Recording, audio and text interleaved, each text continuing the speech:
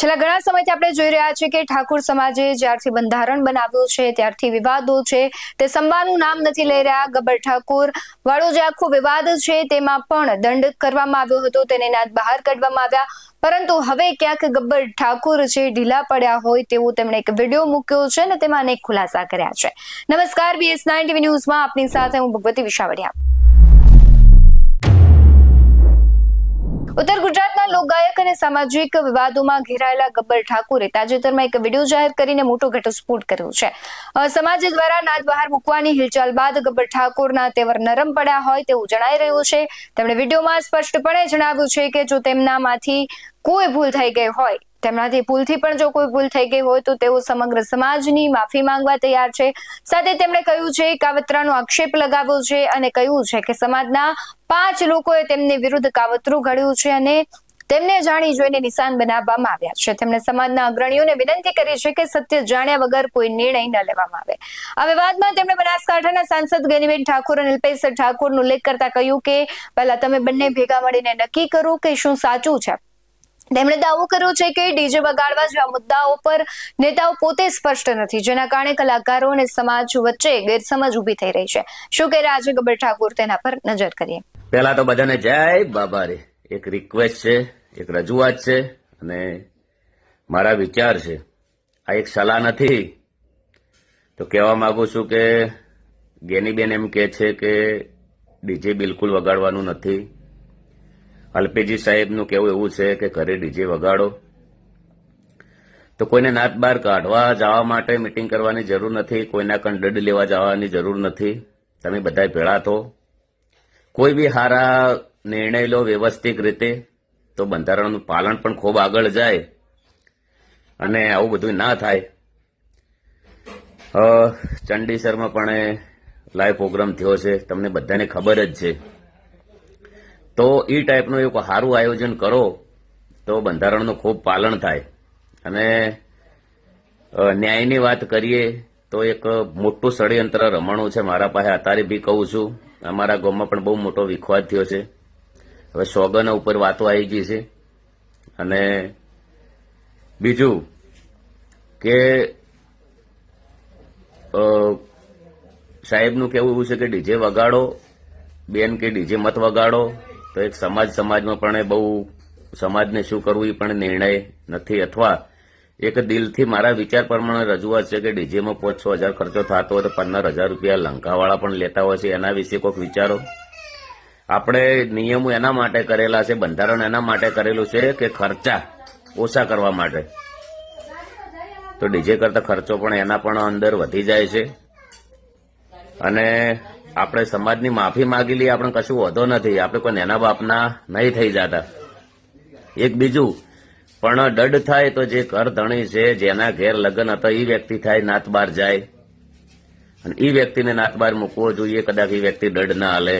નિર્ણય એ છે એમને પૂછવામાં બી આવવું જોઈએ. અથવા ચલો કે પેલા પાર્ટી કંથી દંડ લીધો 1,51,000 રૂપિયા માનીએ છીએ, તો ને કલાકારો આયા એમના કંથી કોઈ નહીં. તો અમારો તો કલાકારનો ધંધો છે, ગમે તે જગ્યાએ જઈએ ઓલરેડી કાયમ બી પ્રોગ્રામ અમારા ચાલુ હોય છે. તો હું તો એમના તો પૈસાથી ગયેલો છું ગાવા માટે. અને હું તો તમે બોલાવો તો તમારા તો બી આવું. તો એક સારી વિચારધારા કરો. બધાને જય બાબારી, જય રોમા ધણી. અને જેને 2, 3, 4, 5 જણાની મારા હંગા ષડયંત્ર બહુ મોટું રચ્યું છે. તો કદાચ ઓય અંધારું છે પણ કુદરતના ઘેર અંધારું નથી. બધાને જય બાબારી, જય રોમા ધણી. અને આટલા લોકોને ગરીબોને ઘર કરી આપતો હોય વ્યક્તિ, રોમાપીરનો ભગત હોય, તો તમે બધા બહુ ખૂબ સમજુ છો. તમે આગેવાનો પણ બધા ખૂબ સમજુ છો એવું નથી. અને જેથી બહુ મારા હંગા તો ખૂબ ખોટું થયું જ છે. હવે તમને કહેવા માંગુ છું કે તમે કેટલી જગ્યાએ મિટિંગ કરશો. એટલે બંધારણ માટે કોઈ સારા નિર્ણય લો, બધા વિચારો. પછી તમારે કરવું ના વિચારવું એ બધી તમારી મરજીની વાતો છે. તમે તમારા મરજીના માલિકો છો. બધા ભેળા થઈને જે કરવું એ કરો. પણ મેં મારા વિચાર રજૂ કર્યા છે. અને આજના દાડા સુધી સમાજમાં મિટિંગ અમે બધા આવ્યા છે. ફાળા બી ઘણા આલેલા છે. ગરીબોને ઘર બી કરેલા છે, પંખી ઘર બી કરેલા છે. એક છોકરાને ખાલી ડીજે વગાડવા માટે કરીને નાત બાર આ તો કોઈ તો બધાને જય બાબારી, જય રમાધણી. આ મારા વિચાર છે ને એકવાર વિડીયો આર્યો બધાએ શેર કરી દેજો એટલે બધા આગેવાનો કન પણ વિડીયો પોકે. અને જો એક આપણે કોઈ બી વ્યક્તિને 2 જણા ભાઈબંધ છીએ ખાસ, અને 2 ભાઈબંધ એવા હોય તો 2 ભાઈબંધ જીગરજાન હોય એટલે એ ભાઈબંધ ગમે તે કરે એટલે એકબીજાને ગમતું હોય, અને પછી 2 ભાઈબંધો હોમાં દુશ્મન થઈ જાય એટલે એ ગમે એવું કોમ કે ગમે એવું કાર્ય કરે તો એકબીજાને ગમે નહીં. એટલે જોવાની થોડી નજરો બી અમુક લોકોને બદલણી છે. બધાને જય બાબારી, જય રમાધણી. અને જે થયું હારા માટે થયું છે, અને જે થાય પણ હારા માટે થાય. કદાચ તમારે હવે કોઈ નિર્ણય કરવો, કોઈ નિયમ કરવો, તેના અંદર પણ ઘણો બધો ફાયદો થાય કે શું વિચારીને કરવું. આ એક સલાહ નથી, સલાહ એવું ના વિચારતા કે મેં સલાહ આપી છે. સમાજના દીકરા તરીકેની વાત છે. તો આના અંદર જે હોય કોમેન્ટની અંદર જણાવતા જાજો. વિડીયો એકવાર શેર કરી દેજો. બધાને જય બાબારી, જય રમાધણી, જય અખતમાં.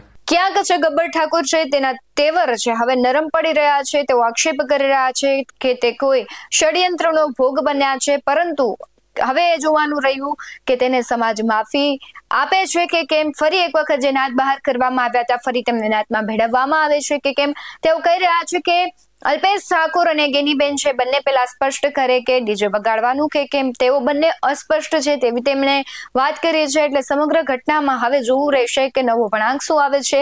અને અલ્પેશ ઠાકોર અને ગેનીબેન પર જે વાત કરવામાં આવે છે કે તેઓ અસ્પષ્ટ છે, એટલે તેઓ સ્પષ્ટતા આપે છે કે કેમ તે પણ એક મહત્વનું રહેશે. તમારું શું માનવું છે કમેન્ટ બોક્સમાં જરૂરથી જણાવજો. બાકી આવા જ વધુ અહેવાલો સાથે ફરી મળતા રહીશું. તમે અમારી યુટ્યુબ ચેનલને સબસ્ક્રાઇબ કરવાનું, અમને ફેસબુક અને ઇન્સ્ટાગ્રામ પર ફોલો કરવાનું ભૂલશો નહીં. બાકી અમને અપડેટ્સ મેળવવા માટે આપ જોતા રહો BS90 ન્યૂઝ. નમસ્કાર.